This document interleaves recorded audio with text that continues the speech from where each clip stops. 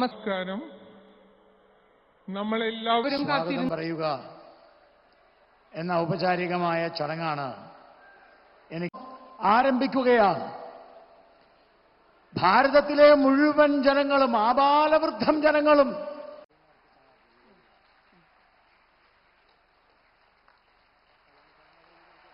അടുത്തതായി നിവേദിത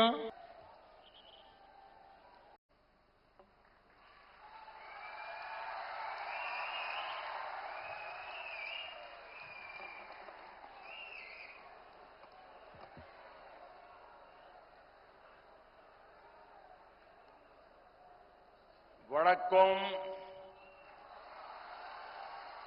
थाटनते मन्निल औरिकल कुड़ी वरान साधी चतील एनिक्य अतियाया संतोषमुंड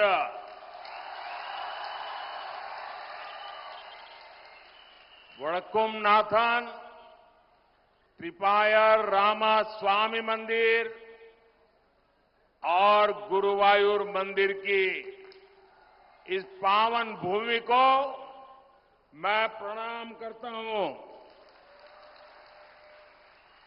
कुछ ही समय पहले मुझे त्रिपायर रामस्वामी मंदिर और गुरुवायूर मंदिर में दर्शन के लिए आने का सौभाग्य मिला था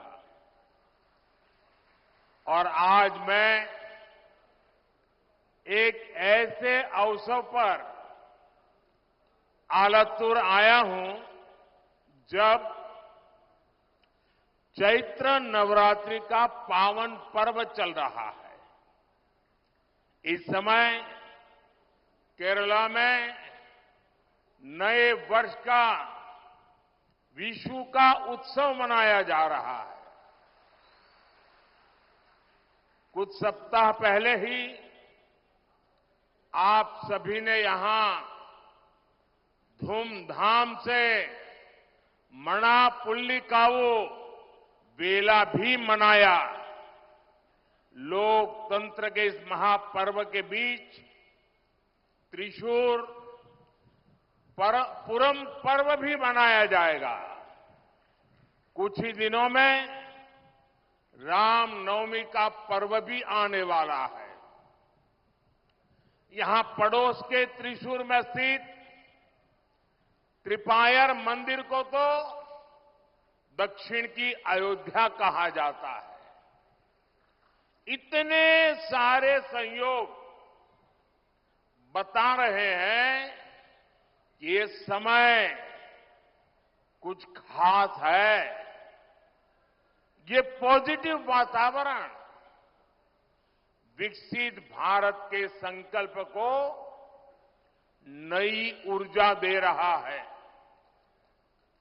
വടക്കുംനാഥന്റെയും തൃപ്രയാർ ശ്രീരാമസ്വാമി ക്ഷേത്രത്തിന്റെയും ഗുരുവായൂർ ക്ഷേത്രത്തിന്റെയും ഈ പാവനമായ ഭൂമിയെ ഞാൻ നമിക്കുന്നു. കുറച്ചു നാളുകൾക്ക് മുമ്പ് എനിക്ക് തൃപ്രയാർ ശ്രീരാമസ്വാമി ക്ഷേത്രത്തിലും ഗുരുവായൂർ ക്ഷേത്രത്തിലും ദർശനം നടത്താനുള്ള സൗഭാഗ്യം ലഭിച്ചിരുന്നു. എന്നാൽ ഇപ്പോൾ ഞാൻ ചൈത്ര നവരാത്രിയുടെ പുണ്യനാളുകളിൽ ഈ ആലത്തൂരിൽ വന്നിരിക്കുകയാണ്. ഇപ്പോൾ കേരളത്തിൽ പുതുവത്സരത്തിന്റെ വിഷുവിന്റെ ആഘോഷം നടന്നുകൊണ്ടിരിക്കുകയാണ്. കുറച്ചാഴ്ചകൾക്ക് മുമ്പാണ് നിങ്ങൾ ആവേശത്തോടെ മണപ്പുള്ളിക്കാവിലെ വേല നടത്തിയത്. ജനാധിപത്യത്തിന്റെ ഈ മഹത്തായ ഉത്സവത്തിന്റെ ഇടയിൽ തൃശൂർ പൂരവും ആഘോഷിക്കപ്പെടാൻ പോവുകയാണ്. കുറച്ചു ദിവസങ്ങൾക്ക് ശേഷം രാമനവമിയും നാം ആഘോഷിക്കും. ഇവിടെ അടുത്തുള്ള തൃപ്രയാർ ക്ഷേത്രം ദക്ഷിണ ഭാരതത്തിലെ അയോധ്യ ആയിട്ടാണ് വിശേഷിപ്പിക്കപ്പെടുന്നത്. ഇത്രയും കാര്യങ്ങൾ കാണിക്കുന്നത് ഈ കാലം പ്രത്യേകത ഉള്ളതാണ് എന്ന് നമ്മളെ മനസ്സിലാക്കാനാണ്. ഈ ശുഭകരമായ കാലം വികസിത ഭാരതത്തിനായി പ്രതിജ്ഞ എടുക്കാനുള്ളതാണ്, അതിനുള്ള ഊർജം തരുന്നതാണ്. साथियों, आप सबका ये जन समर्थन और प्रेम देखकर मैं विश्वास से कह सकता हूं, केरला का ये नया वर्ष एक नया आरंभ लेकर आया है। ये नववर्ष केरला के विकास का वर्ष होगा। ये नववर्ष नई राजनीति के आरंभ का वर्ष होगा। अब केरला पार्लियामेंट में अपनी मजबूत आवाज भेजेगा। इसलिए आज केरला भी कह रहा है, फिर एक बार, फिर एक बार, फिर एक बार, फिर एक बार, फिर एक बार, फिर एक बार, फिर एक बार। സുഹൃത്തുക്കളെ, നിങ്ങളുടെ പിന്തുണയും സ്നേഹവും കണ്ടിട്ട് ഞാൻ വിശ്വാസത്തോടെ പറയും, ഈ പുതിയ വർഷം പുതിയ തുടക്കം കൊണ്ടുവരാൻ പോവുകയാണെന്ന്. ഈ പുതിയ വർഷം കേരളത്തിന് വികസനത്തിന്റെ വർഷമായിരിക്കും. പുതിയ രാഷ്ട്രീയം തുടങ്ങുന്നതിന്റെ വർഷമായിരിക്കും. ഇത്തവണ പാർലമെന്റിലേക്ക് കേരളം തങ്ങളുടെ ശക്തമായ ശബ്ദങ്ങളെ കേൾപ്പിക്കും. അതുകൊണ്ട് ഇന്ന് കേരളം പറഞ്ഞുകൊണ്ടിരിക്കുന്നു, ഒരിക്കൽ കൂടി മോഡി സർക്കാർ. साथियों, कल नववर्ष विशु के पावन अवसर पर ही बीजेपी ने अपना संकल्प पत्र जारी किया है। बीजेपी का संकल्प पत्र देश के विकास का संकल्प पत्र है। बीजेपी के संकल्प पत्र में मोदी युडे गारंटी होती है। आयुष्मान भारत के तहत केरला के 73 लाख से ज्यादा लाभार्थियों को आर्थिक मदद मिली है। अब बीजेपी ने घोषणा की है कि 70 ईयर्स से अधिक आयु के सभी सीनियर सिटीजन्स को आयुष्मान योजना के तहत फ्री मेडिकल ट्रीटमेंट मिलेगी। और यही मोदी युडे गारंटी, मोदी युडे गारंटी यानी पीएम आवास योजना में गरीबों के लिए 3 करोड़ नए घर बनेंगे, नए आवास बनेंगे। यहां केरला में भी हजारों गरीबों को नए घर मिलेंगे। मोदी युडे गारंटी यानी केरला के हर जन औषधि केंद्र पर लोगों को 80% डिस्काउंट पर सस्ती दवाई मिलती रहेगी। Medicine with 80% discount. मोदी युडे गारंटी यानी हमारे युवाओं को मुद्रा योजना में अब 10 लाख की जगह 20 लाख रुपीस का सपोर्ट मिलेगा। സുഹൃത്തുക്കളെ, ഇന്നലെ വിഷുവിന്റെ പുണ്യദിനത്തിലാണ് ബിജെപി തങ്ങളുടെ പ്രകടന പത്രിക പുറത്തിറക്കിയത്. ബിജെപിയുടെ പ്രകടന പത്രിക രാജ്യത്തിന്റെ വികസനത്തിന്റെ കാര്യപരിപാടിയാണ്. ബിജെപിയുടെ പ്രകടന പത്രികയിൽ മോദിയുടെ ഗ്യാരണ്ടിയുണ്ട്. കേരളത്തിലെ ആയുഷ്മാൻ ഭാരത് പദ്ധതിയിലൂടെ 73 ലക്ഷത്തിലധികം ഗുണഭോക്താക്കൾക്ക് സാമ്പത്തിക സഹായം ലഭിച്ചിട്ടുണ്ട്. ഇപ്പോൾ ബി.ജെ.പി. വാഗ്ദാനം ചെയ്തിരിക്കുന്നു, ഇനി മുതൽ 70 വയസ്സു കഴിഞ്ഞ എല്ലാ മുതിർന്ന പൗരന്മാർക്കും ആയുഷ്മാൻ ഭാരതിലൂടെ സൗജന്യ ചികിത്സ ലഭിക്കുമെന്ന്. ഇതാണ് മോദിയുടെ ഗ്യാരണ്ടി.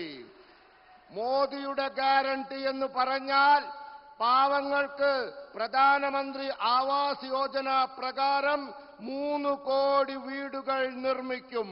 ഇതിൽ കേരളത്തിലെ പാവപ്പെട്ട ആയിരങ്ങൾക്ക് പുതിയ വീടുകൾ ലഭിക്കും. മോദിയുടെ ഗ്യാരണ്ടി എന്ന് പറഞ്ഞാൽ കേരളത്തിലെ ജന ഔഷധി കേന്ദ്രങ്ങളിൽ നിന്നും ജനങ്ങൾക്ക് 80% കിഴിവിൽ മരുന്ന് ലഭിക്കുമെന്നതാണ്. മോദിയുടെ ഗ്യാരണ്ടി എന്ന് പറഞ്ഞാൽ ആയിരക്കണക്കിന് യുവാക്കൾക്ക് ഇനി മുതൽ 10 ലക്ഷത്തിനു പകരം 20 ലക്ഷം രൂപ മുദ്രാ പദ്ധതിയിലൂടെ സാമ്പത്തിക സഹായം ലഭിക്കുമെന്നതാണ്. साथियों, बीजेपी ने अगले 5 इयर्स के लिए विकास और विरासत दोनों का विजन सामने रखा है. एक क्षेत्र केरला का इतना बड़ा सांस्कृतिक केंद्र है, पालक्कड़ तो गेटवे ऑफ केरला कहा जाता है. यहां की प्राकृतिक सुंदरता किसी का भी मन मोह लेती है. यहां केरला में कितने ही भव्य मंदिर है, चर्च है, आस्था के स्थल है. अगले 5 इयर्स में हम केरला की इस हेरिटेज को ग्लोबल बनाने के लिए काम करेंगे. हम केरला को हाईवेज, एक्सप्रेसवेज और हाई स्पीड वंदे भारत ट्रेनों के नेटवर्क से जोड़ेंगे. और हमारे सुरेश जी का जब एमपी थे तब भी वंदे भारत नेटवर्क के लिए बहुत ही आग्रह रहता, पूरी डिजाइन बना करके लाते थे. और आज मैं आपको वादा करता हूं, हम इन सारे कामों की दिशा में आगे बढ़ेंगे. यहां पर्यटन के इस अवसरों को बहुत संभावना है. केरल में जितना लाभ लेना चाहिए अभी तक लिया नहीं है, और इसलिए हम टूरिज्म को बढ़ावा देने के लिए हर प्रकार के प्रयास करेंगे. സുഹൃത്തുക്കളെ, ബി.ജെ.പി. അടുത്ത 5 വർഷത്തേക്ക് വികസനവും പാരമ്പര്യവും രണ്ടിനും പ്രാധാന്യം കൊടുക്കുന്ന ഒരു സങ്കല്പമാണ് മുന്നോട്ട് വെച്ചിട്ടുള്ളത്. കേരളം എന്ന പ്രദേശം വലിയ സാംസ്കാരിക കേന്ദ്രമാണ്.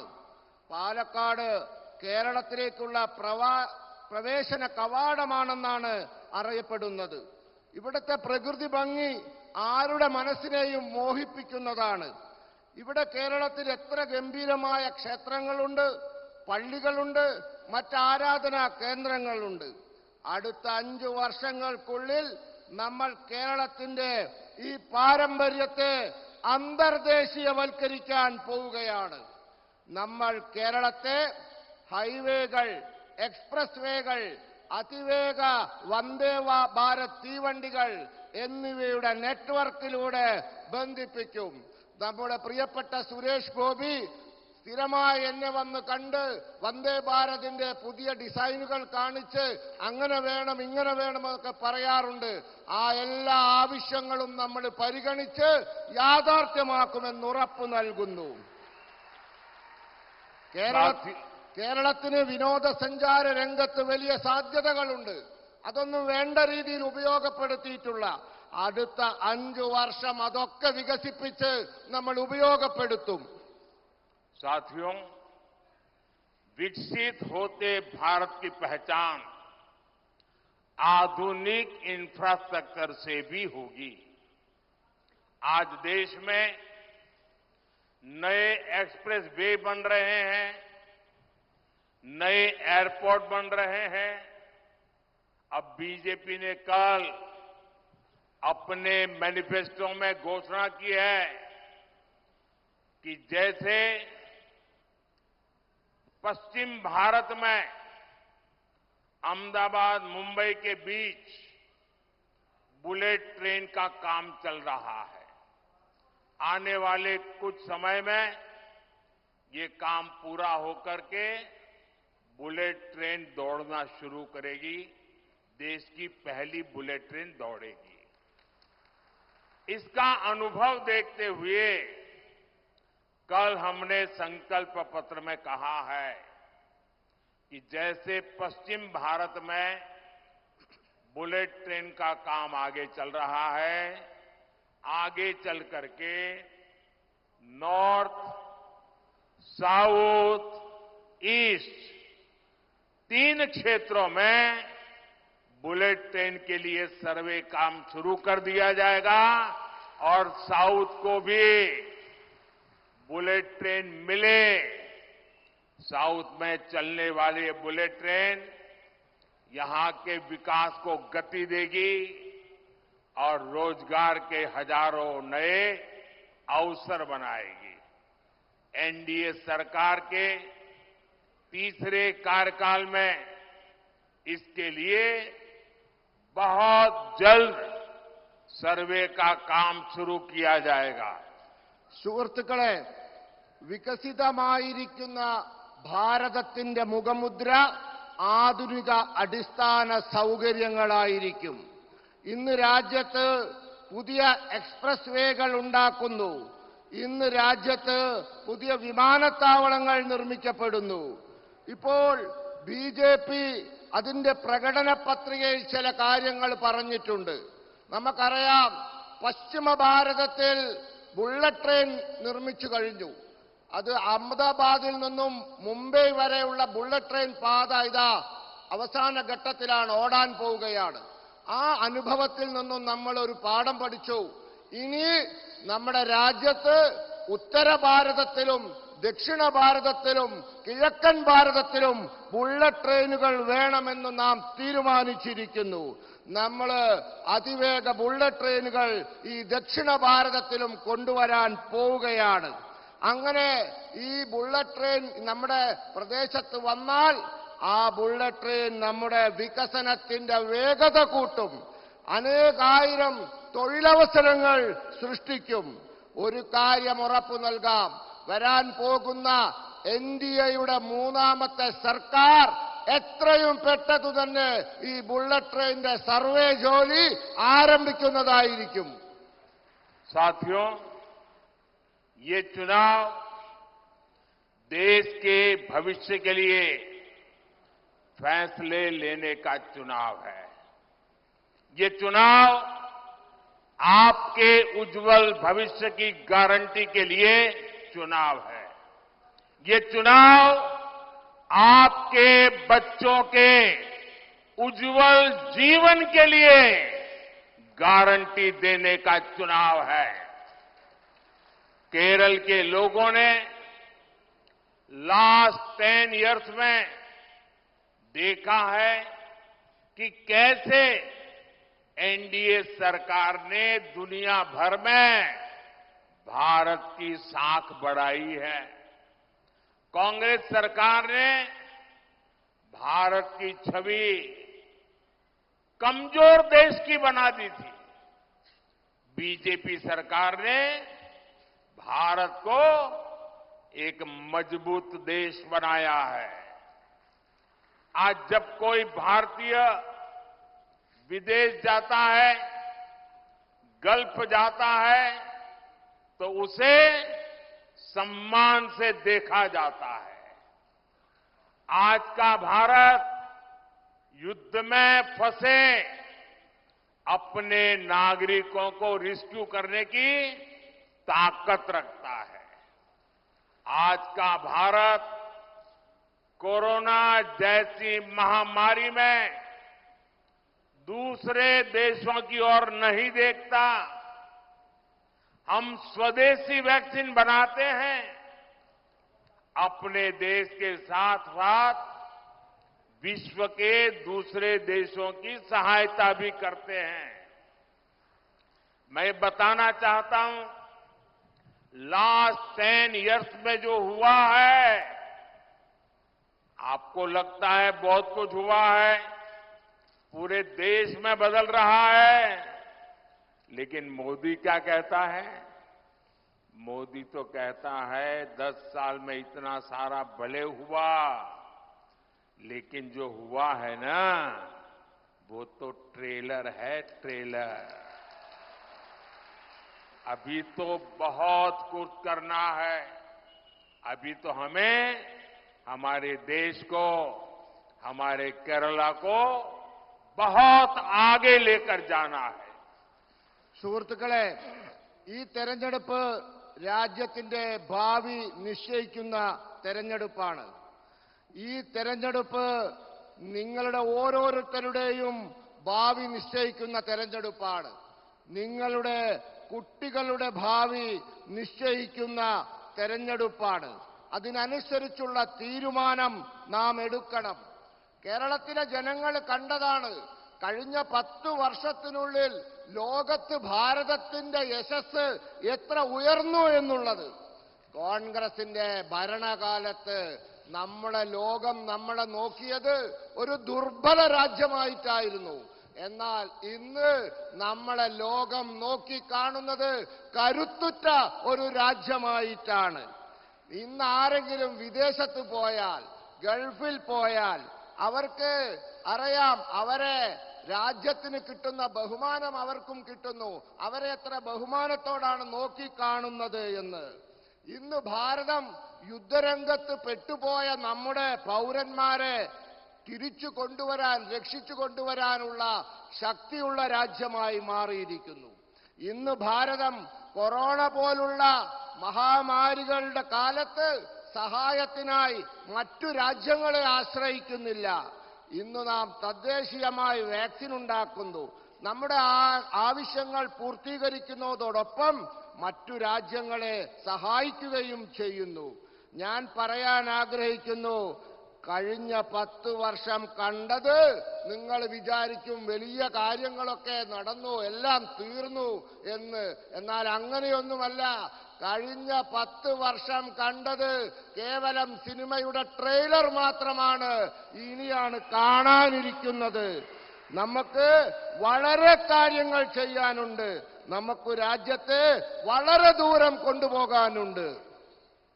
साथियों, एनडीए सरकार नारायण गुरु के उन विचारों पर काम करती है।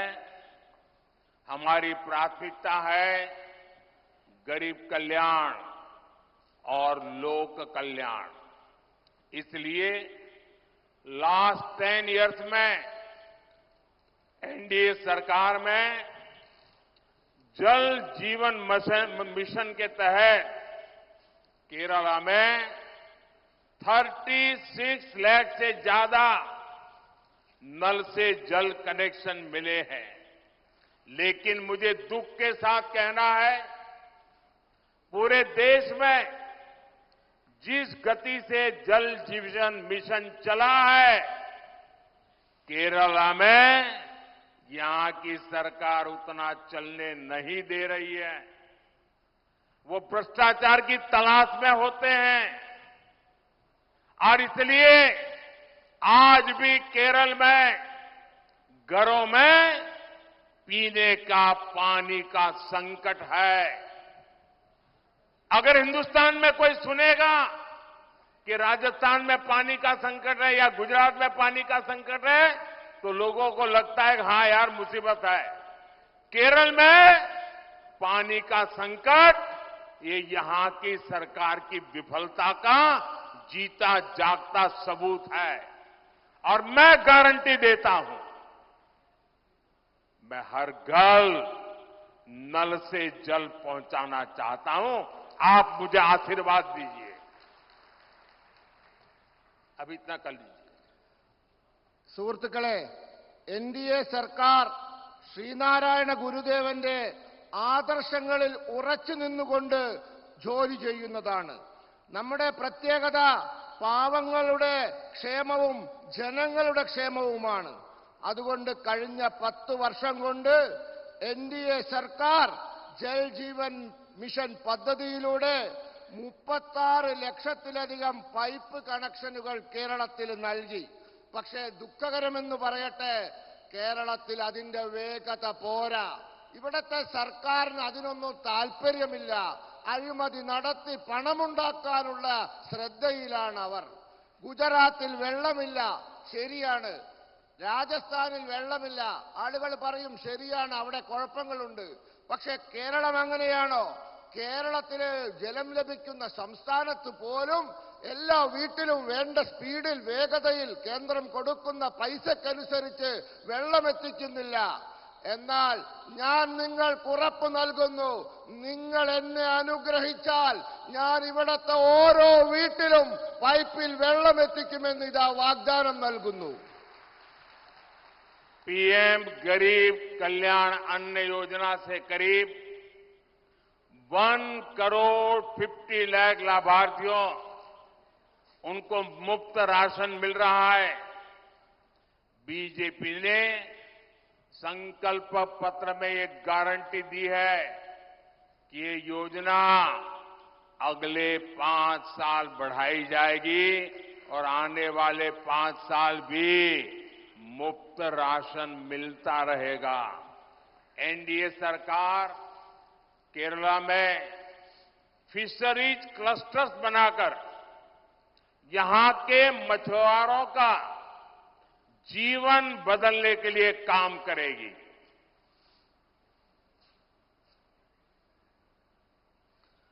സുഹൃത്തുക്കളെ, ഗരീബ് കല്യാൺ അന്ന യോജന പദ്ധതിയിലൂടെ കേരളത്തിൽ 1,50 ലക്ഷത്തിലധികം ഗുണഭോക്താക്കൾക്ക് സൗജന്യ റേഷൻ കൊടുത്തുകൊണ്ടിരിക്കുന്നു. ബിജെപിയുടെ പ്രകടന പത്രികയിൽ ഗ്യാരണ്ടി നൽകിയിരിക്കുന്നു. ഈ പദ്ധതി അടുത്ത 5 വർഷം കൂടി നീട്ടും എന്ന് വെച്ചാൽ ഈ ആളുകൾക്ക് ഈ 5 വർഷം കൂടി സൗജന്യ റേഷൻ ലഭിക്കും. NDA സർക്കാർ കേരളത്തില് മത്സ്യപ്രവർത്തകരുടെ കൂട്ടായ്മയുണ്ടാക്കി, ഫിഷറീസ് ക്ലസ്റ്ററുകൾ ഉണ്ടാക്കി ഇവിടത്തെ മത്സ്യപ്രവർത്തകരുടെ ജീവിതം മാറ്റിമറിക്കാനുള്ള ജോലി ചെയ്തുകൊണ്ടിരിക്കുകയാണ്.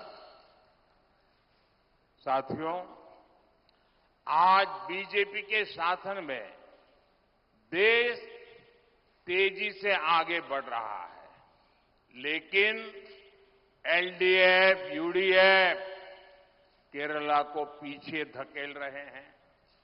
एनडीए सरकार केरला और इस क्षेत्र के विकास के लिए जो प्रयास कर रही है, राज्य सरकार उसमें भी बाधा डाल रही है। ये लोग नेशनल हाईवेज के प्रोजेक्ट भी रोकना चाहते हैं, क्योंकि लेफ्ट सरकारों का एक ही कैरेक्टर है। लेफ्ट वालों का एक ही कैरेक्टर है। चाहे वो त्रिपुरा में हो तो भी ऐसा ही करते थे, बंगाल में थे तब भी ऐसा ही करते थे, और केरल में भी जब मौका मिलता है ऐसा ही करते हैं। लेफ्ट वालों का कैरेक्टर क्या है? Nothing left and nothing right, यानी जहां लेफ्ट का शासन होता है वहां कुछ भी बाकी नहीं रहता और कुछ भी सही नहीं होता। इन्होंने बंगाल को बदहाल बनाया, ये लोग त्रिपुरा में भी ताश दिलाए थे, वही काम ये केरला में भी कर रहे हैं। സുഹൃത്തുക്കളെ, ഇന്ന് ബിജെപിയുടെ ഭരണത്തിൽ രാജ്യം വേഗത്തിൽ മുന്നോട്ട് കുതിക്കുകയാണ്. എന്നാൽ എൽഡിഎഫും യുഡിഎഫും കേരളത്തെ പിന്നോട്ട് വലിക്കുകയാണ്. NDA സർക്കാർ കേരളത്തിന്റെയും ഈ പ്രദേശത്തിന്റെ വികസനത്തിന്റെയും പ്രവർത്തനത്തിനായി പ്രവർത്തിക്കുകയാണ്. സംസ്ഥാന സർക്കാർ ആവട്ടെ ആ പ്രയാസങ്ങൾക്കെല്ലാം തടസ്സം സൃഷ്ടിക്കുകയാണ്. ഈ ആളുകൾ ദേശീയ ഹൈവേ നിർമ്മാണ പദ്ധതി പോലും തടസ്സപ്പെടുത്തുകയാണ്. ഇതിനൊരു കാരണമുണ്ട്. ഇത് ഇടതിന്റെ സ്വഭാവമാണ്.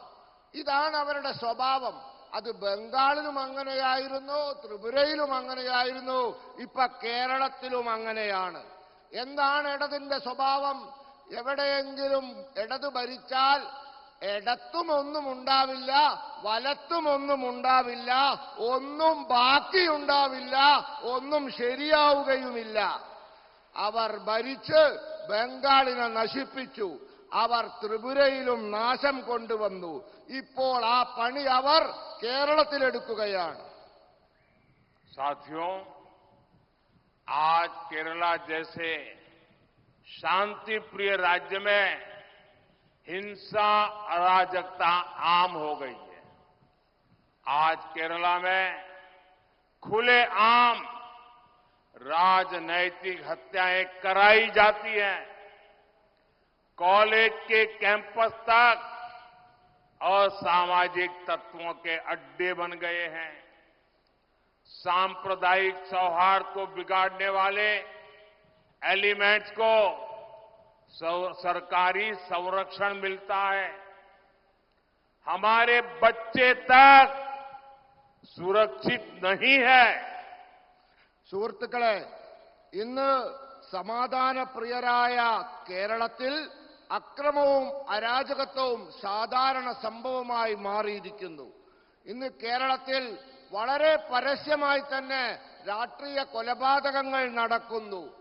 കേരളത്തിലെ കോളേജ് ക്യാമ്പസുകൾ വരെ സാമൂഹ്യ വിരുദ്ധരുടെ കേന്ദ്രമായിരിക്കുന്നു.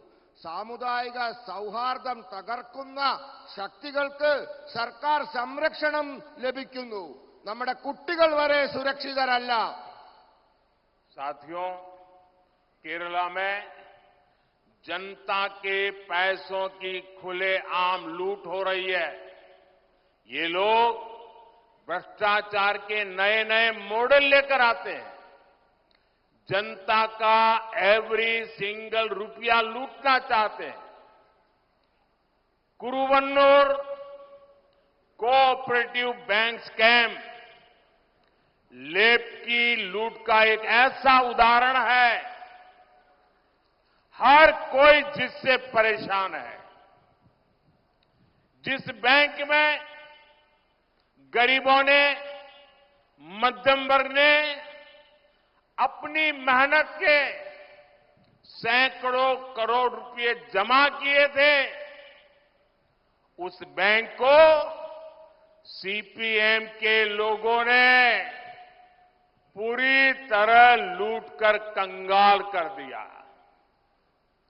ये जो गरीबों ने, मध्यम वर्ग ने बैंक में पैसे रखे थे, क्योंकि घर में बेटी की उम्र बढ़ रही थी, उन्होंने सोचा कि बेटी की शादी करवानी है, बैंक में पैसे जमा कराएं, कुछ ब्याज मिलेगा, पैसे बढ़ेंगे और जब शादी का समय आएगा तो बेटी के काम आएगा।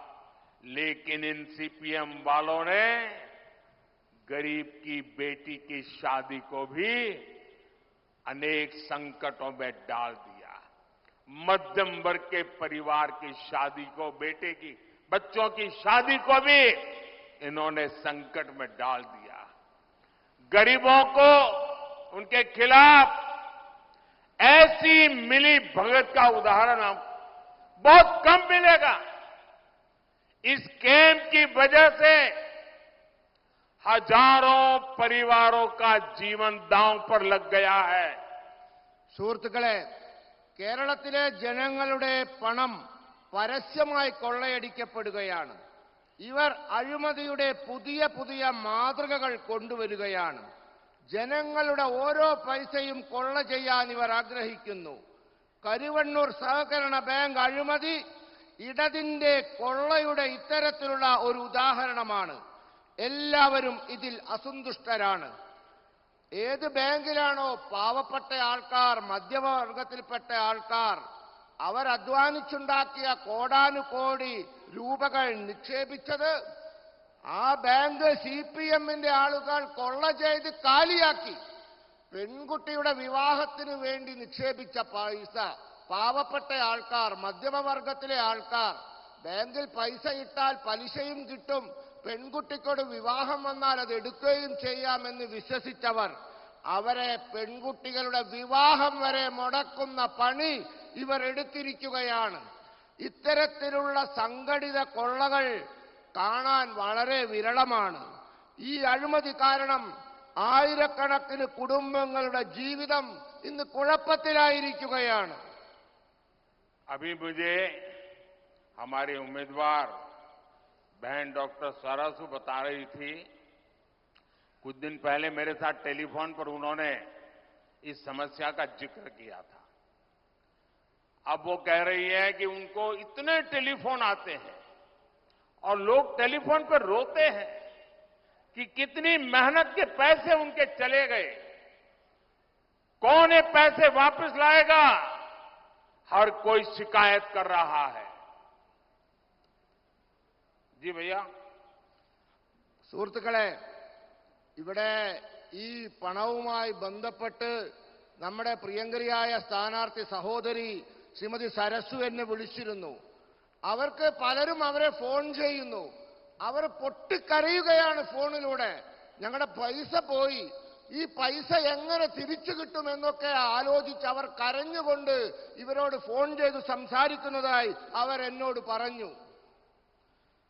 साथियों, यहां CPM के मुख्यमंत्री 3 साल से लगातार झूठ बोल रहे हैं कि इस कोऑपरेटिव स्कैम के पीड़ितों को उनका पैसा वापस मिलेगा। ये भी झूठ बोलते हैं कि दोषियों पर कार्रवाई होगी। ये आपका सेवक मोदी है जिसने इस केस की जांच करवाई। अब तक स्कैम करने वालों की करीब 90 करोड़ रुपए की संपत्ति भारत सरकार के ईडी ने अटैच कर ली है।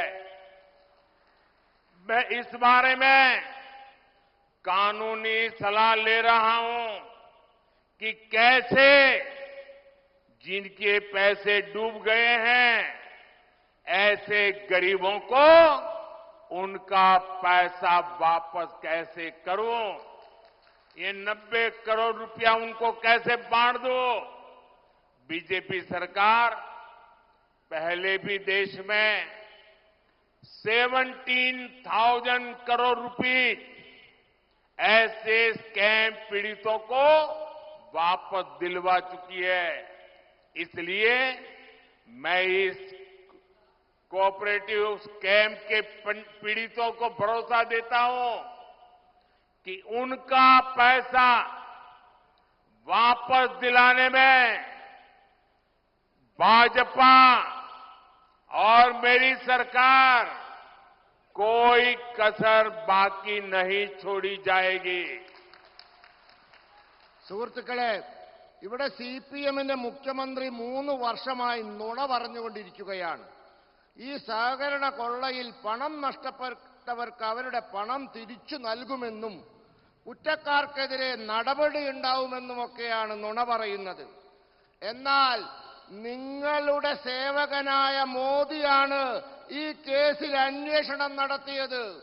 ഇതുവരെ ഈ കേസിൽ ഏതാണ്ട് 90 കോടി രൂപയിലധികം സമ്പത്ത് ഭാരത സർക്കാരിന്റെ ഇഡി കണ്ടുകെട്ടിയിരിക്കുകയാണ്.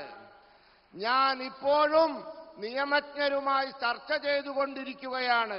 പാവങ്ങളുടെ പണം എങ്ങനെ തിരിച്ചു കൊടുക്കാം, ഈ പിടിച്ചെടുത്ത 90 കോടി രൂപ അവർക്ക് എങ്ങനെ കൊടുക്കാമെന്ന് ഞാൻ ചർച്ച ചെയ്തുകൊണ്ടിരിക്കുകയാണ്. ഭാരത സർക്കാർ കഴിഞ്ഞ കാലങ്ങളിൽ 17,000 കോടി രൂപ ഇത്തരത്തിൽ അഴിമതിയാൽ വഞ്ചിക്കപ്പെട്ടവരുടേത് പിടിച്ചെടുത്ത് തിരിച്ചു കൊടുത്തിട്ടുണ്ട്. അതുകൊണ്ട് ഈ കരുവണ്ണൂർ സഹകരണ കൊള്ളയിൽ വഞ്ചിതരായവർക്ക് ഞാൻ ഉറപ്പ് നൽകുന്നു, നിങ്ങളുടെ പണം തിരിച്ചു തരാൻ സാധ്യമായതെല്ലാം മോദി സർക്കാർ ബിജെപി സർക്കാർ ചെയ്യും. അതിനുവേണ്ടി ഏത് തറ്റം വരെയും ഞങ്ങൾ പോകും. साथियों, कांग्रेस के एक बड़े नेता जिनको यूपी में अपनी खानदानी सीट पर इज्जत बचाना मुश्किल हो गया है और उन्होंने केरला में अपना नया ठिकाना बना लिया है. चुनाव जीतने के लिए यहां कांग्रेस ने उस संगठन के पॉलिटिकल विंग से बैकडोर समझौता किया है जिसको देश में देश विरोधी प्रवृत्ति के लिए बैन किया गया है. लेकिन क्या आपने कभी सुना है कांग्रेस के इन नेताओं के मुंह से कभी भी कोऑपरेटिव बैंक के स्कैम के लिए कैसे पैसे लूटे हैं एक शब्द बोलते हैं क्या? कांग्रेस के ये युवराज केरला के लोगों से वोट तो मांगेंगे, लेकिन आपके हक में, आपके मुद्दों पर एक शब्द भी नहीं बोलेंगे. സുഹൃത്തുക്കളെ, കോൺഗ്രസിന്റെ ഒരു വലിയ നേതാവ് അയാൾക്ക് യു പിയിലെ സ്വന്തം കുടുംബത്തിന്റെ സീറ്റിൽ അഭിമാനം സംരക്ഷിക്കാൻ ബുദ്ധിമുട്ടാണെന്ന് മനസ്സിലായപ്പോൾ കേരളത്തെ പുതിയ കേന്ദ്രമാക്കിയിട്ടുണ്ട്. മാത്രവുമല്ല, തെരഞ്ഞെടുപ്പിൽ ജയിക്കാൻ വേണ്ടി അവർ രാഷ്ട്രീയ സഖ്യമുണ്ടാക്കിയിരിക്കുന്നത് രാജ്യത്ത് നിരോധിക്കപ്പെട്ട സംഘടനകളുമായിട്ടാണ്. എന്നാൽ ആ നേതാവ് സഹകരണ കൊള്ളയെപ്പറ്റി എന്തെങ്കിലും ഒരു അക്ഷരം പറഞ്ഞതായി നിങ്ങൾ കേട്ടിട്ടുണ്ടോ? കോൺഗ്രസിന്റെ യുവ നേതാവ് കേരളത്തിലെ ജനങ്ങളോട് വോട്ട് ചോദിക്കും, പക്ഷെ നിങ്ങളുടെ അവകാശങ്ങൾക്കായി, നിങ്ങളുടെ പ്രശ്നങ്ങൾക്കായി അതിനെ സംബന്ധിച്ച് ഒരക്ഷരം പറയില്ല. केरला के लोगों को एलडीएफ, यूडीएफ दोनों से सावधान रहना है. केरला में भले ही कांग्रेस पार्टी लेफ्ट के लोगों को आतंकवादी कहती है, लेकिन दिल्ली में ये लोग एक साथ बैठकर चुनावी गठजोड़ करते हैं, एक ही थाली में खाते हैं. यहां केरला से बाहर निकलते ही पड़ोस में तमिलनाडु में ही दोनों पार्टियां एक साथ मिलकर चुनाव लड़ रही है. यहां भाषण देते हैं कि आतंकवादी है और वहां मिलकर के चुनाव लड़ते हैं. और जो लेफ्ट वाले लोग कांग्रेस पर परिवारवाद के आरोप लगाते थे, अब वो खुद उनसे परिवारवाद के फायदे क्या है इसके टिप्स ले रहे हैं. ये लोग इंडी अलायंस बनाकर साथ आए हैं क्योंकि ये जानते हैं कि मोदी इनके लूट के सब ठिकानों को ठप कर रहा है. इसलिए चाहे लेफ्ट हो या कांग्रेस, सबके निशाने पर मोदी ही है. लेकिन मैं आपको गारंटी देता हूं, बीजेपी और एनडीए को दिया गया आपका एक एक वोट गरीब के एक एक पैसे का हिसाब करेगा. സുഹൃത്തുക്കളെ, കേരളത്തിലെ ജനങ്ങൾ എൽഡിഎഫിനെയും യുഡിഎഫിനെയും രണ്ടിനെയും സൂക്ഷിക്കണം. കേരളത്തിലെ കോൺഗ്രസുകാർ, ഇടതുപക്ഷക്കാർ തീവ്രവാദികളാണെന്ന് പറയും. എന്നാൽ ഡൽഹിയിൽ ഇരുന്ന് ഇവർ ഒരുമിച്ച് ഇരുന്ന് തിരഞ്ഞെടുപ്പ് സഖ്യമുണ്ടാക്കും, ഒരു പ്ലേറ്റ് ആഹാരവും കഴിക്കും. കേരളത്തിന് പുറത്തു കടന്നാൽ ഈ തമിഴ്നാട് എത്തിയാൽ മതി, രണ്ടു പാർട്ടികളും ഒരുമിച്ച് തെരഞ്ഞെടുപ്പിൽ മത്സരിക്കുകയാണ്. അതോടൊപ്പം ഇടതുപക്ഷക്കാർ പറയും കോൺഗ്രസുകാർ കുടുംബാധിപത്യക്കാരാണെന്ന്. പക്ഷേ ഇപ്പോൾ ഇടതന്മാർ കോൺഗ്രസിൽ നിന്നും കുടുംബാധിപത്യത്തിന്റെ പാഠങ്ങൾ പഠിച്ചുകൊണ്ടിരിക്കുകയാണ്. ഇവർ ഇന്ത്യ സഖ്യം ഉണ്ടാക്കിയത് എന്തിനാണെന്നറിയാമോ? ഇവർക്കറിയാം മോദി ഇവരുടെ കൊള്ളയുടെ എല്ലാ സങ്കേതങ്ങളും തകർക്കുമെന്നിവർക്കറിയാം. അതുകൊണ്ടാണ് ഇവർ ഇന്ത്യ സഖ്യമുണ്ടാക്കിയത്. അതുകൊണ്ട് ഇവിടത്തെ ഇടതിന്റെയും കോൺഗ്രസിന്റെയും ലക്ഷ്യം മോഡിയാണ്. എന്നാൽ ഞാൻ നിങ്ങൾക്ക് ഉറപ്പു തരുന്നു, നിങ്ങൾ ബി.ജെ.പിക്ക് നൽകുന്ന ഓരോ വോട്ടും പാവങ്ങളുടെ ഓരോ പൈസയും സംരക്ഷിക്കുമെന്ന്. साथियों, 26 अप्रैल ये केरला के लिए विकास के संकल्प का दिन होगा। केरल के उज्जवल भविष्य के लिए वोट करने का दिन होगा। मेरी अपील है कि वोटिंग के दिन आप आलातूर से डॉक्टर टी.एन. सरसो, त्रिशूर से श्री सुरेश गोपी, पोन्नानी से श्रीमती निवेदिता सुब्रमण्यम, मलप्पुरम से श्री वी.सी. अब्दुल सलाम और चालाकुड़ी से एनडीए उम्मीदवार श्री के.ए. उन्नीकृष्णन, इन सबको रिकॉर्ड वोटों से जिताकर मुझे दिल्ली में मदद करने के लिए भेजिए। आप मेरा यह अनुरोध हर घर तक पहुंचाए और हर घर ये भी बताएं कि मोदी जी ने हर परिवार को, हर बुजुर्ग को, हर माता को, सबको प्रणाम कहा है। സുഹൃത്തുക്കളെ, 26 ഏപ്രിൽ അന്ന് കേരളത്തെ സംബന്ധിച്ചിടത്തോളം മാറ്റത്തിന്റെയും വികസനത്തിന്റെയും പ്രതിജ്ഞ എടുക്കുന്ന ദിനമാണ്. നമ്മുടെ ഉജ്ജ്വലമായ ഭാവിക്ക് വേണ്ടി നാം തീരുമാനമെടുക്കുന്ന ദിവസമാണ്.